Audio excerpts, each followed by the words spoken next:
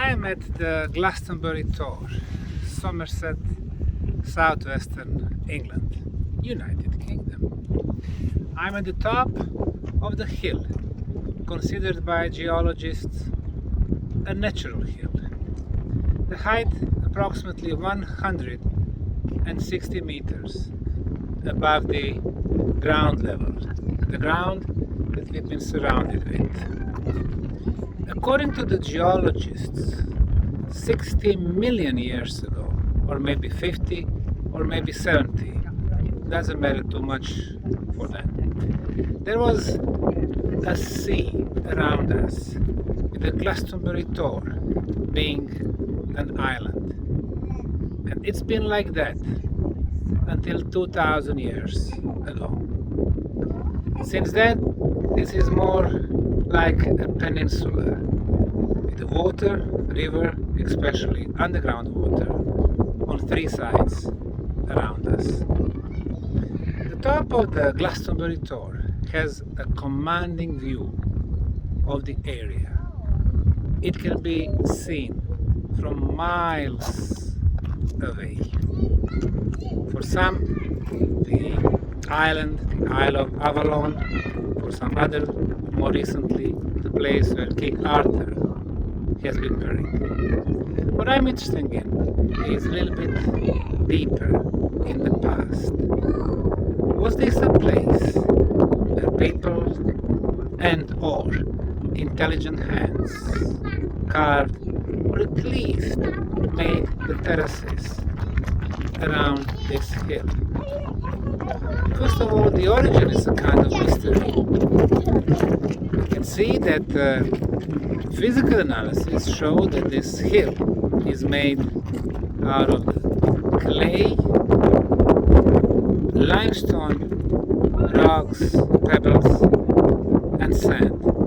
So it's very hard to imagine how in the earth this place remained intact with so much water around it. Now, if you agree that it was of the natural origin, that it somehow survived all this power of the water, what's for sure of artificial origin are the terraces on sides. And it seems that it was some kind of the spiral of the labyrinth around the Tor. The Tor being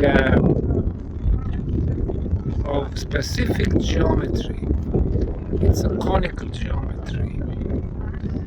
And if it is a labyrinth and not a maze, and of course there is a difference. Maze has many entrances. If it was a labyrinth, it means that you enter it only at the one entrance, you go around, and then you are coming back.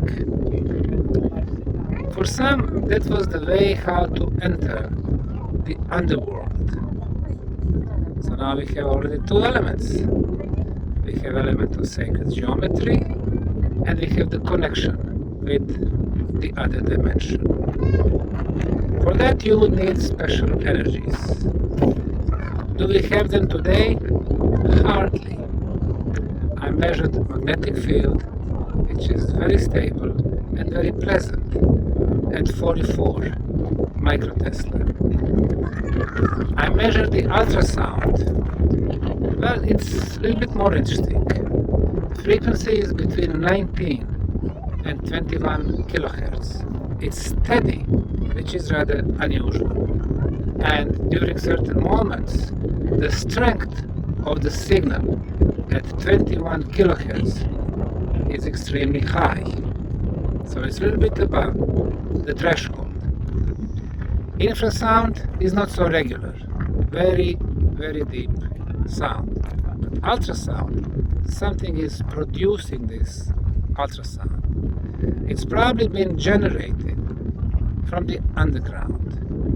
I don't see technical or technological devices around us, meaning it's some type of the naturally produced ultrasound. Talking about technical radiations, this is also very pleasant, not much of the EM smoke. So it's ideal place for people to gather. Glastonbury Tor. It seems that it has been a place where in the last 2000 years people were coming because of its commanding position. And during the ancient Roman times, most probably, there was a little fortress here. In the 4th century, there are traces of the most probably paganic temple. And then a little church was built atop of it, first destroyed, older temple.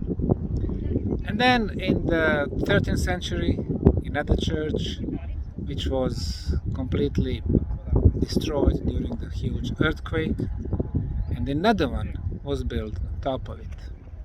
So what we see behind us, St. Michael's Tower, is all that remained from the 14th century chapel. People come because of that, but it really has nothing to do with the ancient, very important purpose of this hill. Why do I claim that there was a purpose? Well, let's apply some geodesy here. 3 major landmarks from the ancient times in southern England are Avebury circles with the Silbury Hill, the Stonehenge, and Glastonbury. So if we connect those 3 dots, we are getting a right angle at 90 degrees. Coincidence? Hardly.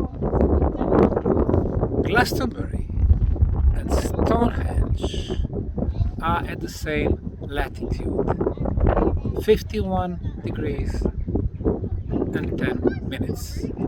Glastonbury actually missing a few seconds to complete 51:10.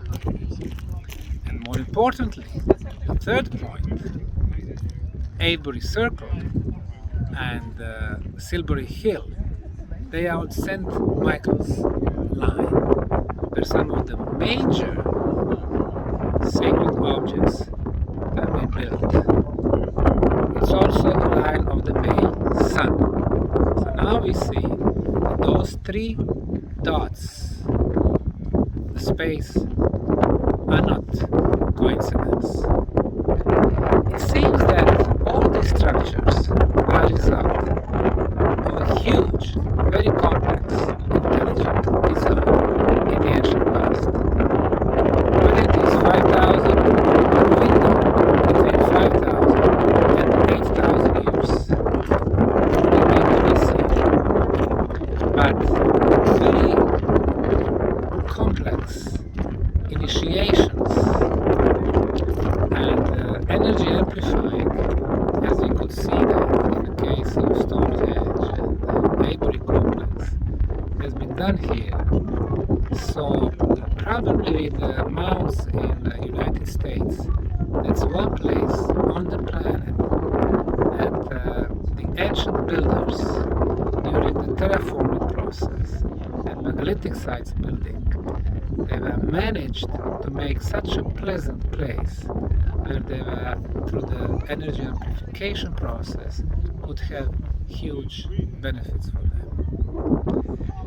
And again, I call people to, when visiting this sacred site, think more about walking through the labyrinth and coming to the top.